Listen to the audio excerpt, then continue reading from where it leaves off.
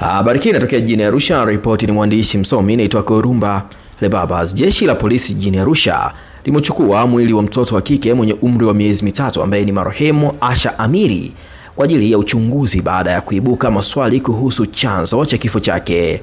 Tukio hilo limetokea katika eneo la msikiti wa Sanawari jijini Arusha. Kwa mujibu wa taarifa za awali, mama wa mtoto huyo aliondoka nyumbani usiku wa Agosti 25 akidaiwa kwenda kufanya biashara ambazo sio rasmi na kurejea alfajiri ya Agosti 26. Aliporejea, ilidaiwa kwamba alimkuta mtoto akiwa katika hali isiyokuwa ya kawaida, damu zikitoka puani.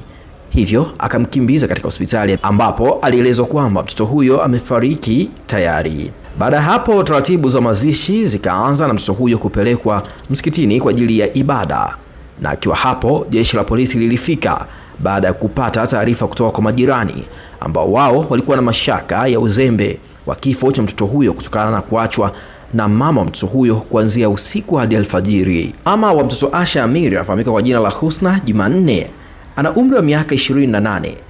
Na huyu hapa ni mmoja kati ya mashuhuda ambao ni majirani waliokuwa wakimsaidia Husna kumpumzisha mtoto wake. Kauli iliyotoka wote mnasikia, amepaliwa na maziwa. Hata hospitali Kaloleni walichodai amepaliwa na maziwa. Labda alioandika hichi, labda yeye ndo kuandika hicho. Na ndio tunataka turudi huko, tujue ukweli umekuaje, mpaka tunataka turudi kwa huyo daktari. Tumwambie sisi tumekamatwa na polisi, tuambie tumeandikwa kifo kijulikani. Lakini tulipomleta mtoto wale tuambia amepaliwa na maziwa. Wewe kusoma kuelewa maana ya neno unknown. Cheti ni siwezi kusoma kwa haraka, sasa hiyo tuna mambo mengi. Sawa Mimi sikuisoma, hata hiki cheti mimi nilipewa nikaweka mfukoni. Hichi hapa nilipewa hiki cheti. Hichi hapa. Hii hapa. Nikaweka mfukoni. Kwa hiyo sikukumbuka kukisoma. Sawa, kama kuna watu walijaribu kufuatilia ndo turudi tena tuanze kufuatilia mwanzo. Na wewe ndio ulikuwa unafuatilia taratibu zote za maziko ya mtoto? Ndio. Na polisi walivyokuja hapa msikitini na kuchukua mwili kwa ajili ya uchunguzi, na wakati nyinyi mnasema kwamba alipaliwa, mkweli ni nani? Tunaenda kujua huko. Tunarudi huko. Mama yake alikuwa wapi wewe usiku kucha? Hapana, siwezi kuelewa. Maana mimi nimekutana na taarifa asubuhi. Asubuhi. Mtoto amefariki wa fulani. Ndio nikasema ngoja nifike hapo nyumbani. Ndio akaniambia mtoto kweli amefariki, nikashuka wapi? Kaloleni nikaja tumtafute sehemu ya kumhifadhi. Baba wa mtoto yuko wapi? Kwa sababu kuna utata pia kwenye swala la baba wa mtoto. Sasa kwenye baba atuelewe huko alipotoka Geita.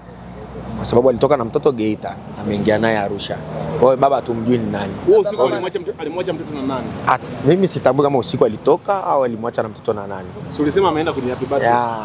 Wao ndo watajua wenyewe walivyosema. Lakini taarifa za kwenda kwenye birthday zipo? Sijajua kwa kweli. Mimi na taarifa tu za misiba na nikaja kusema tumstiri mtoto. Mtoto ana dhambi, lazima astiriwe. Kwa hiyo ndo maana mimi nikafanya juhudi za kumstiri mtoto na mapema kwa sababu ni katoto kadogo. Sawa Hauwezi kusema ni mtu mzima tusubirie mpaka saa 10, saa ngapi. Mtoto yote anazikwa muda wowote. Mama wa mtoto anafanya kazi gani? Kwa kweli mimi sijui. Ndio maana ndo amekuja Arusha, mimi ndo nimepewa taarifa. Mimi nimepewa na rafiki yake. Ambaye rafiki yake ni rafiki yangu pia mimi. Ndo ameniita, akaniambia sasa fulani kafiwa. Twende. Ndo nikatoka. Wewe ulikuwa unasimamia msiba kama rafiki wa rafiki. Yaani mimi besti yake yule, mimi ni rafiki yake mwingine. Kwa hiyo undugu sio lazima mpaka tuwe ndugu. Kwenye maisha haya sio mpaka tuwe ndugu, misiba sio mpaka tuwe ndugu, bali tunasaidiana. Kifo chake wewe nilimhoji mama amesema mtoto alipaliwa na maziwa. Kwa wewe kama mtu ambaye umeshaona hichi cheti, lakini pia kwa Ustaz Hassan, wakati natoka nyumbani kwa ajili ya swala ya dhuhuri, nikafika hapa, kwanza sio kawaida. Nikakuta wanawake wamejaa msikitini. Nikajiuliza kuna nini? Kwa sababu sisi Waislamu wanakuja kuzika ni wanamume. Sasa nikaona na wanawake, nikahisi bado hawa ni wageni, hawana mahala. Wakati na shangaa ndugu yangu akaniita. Bana, wewe unasimamia mazishi hapa?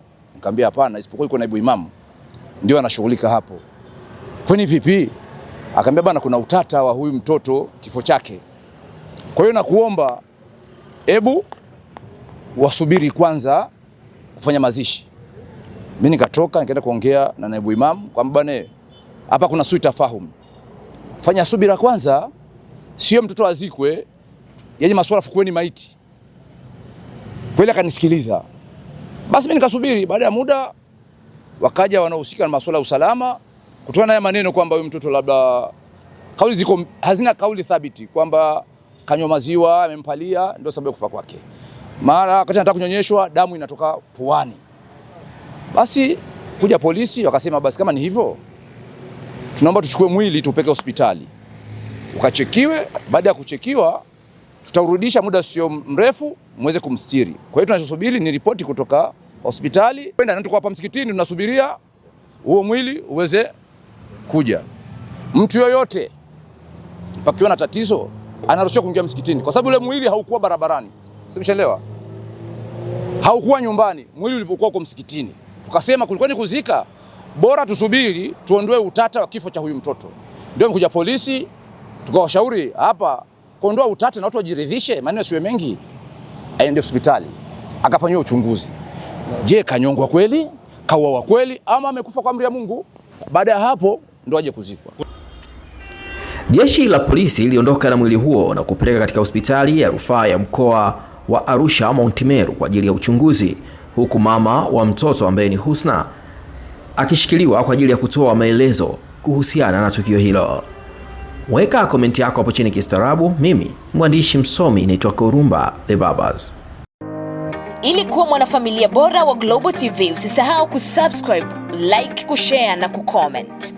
Baada ya kusubscribe, bonyeza alama ya kengele ili kupata taarifa kwa kila video inayopanda Global TV Online.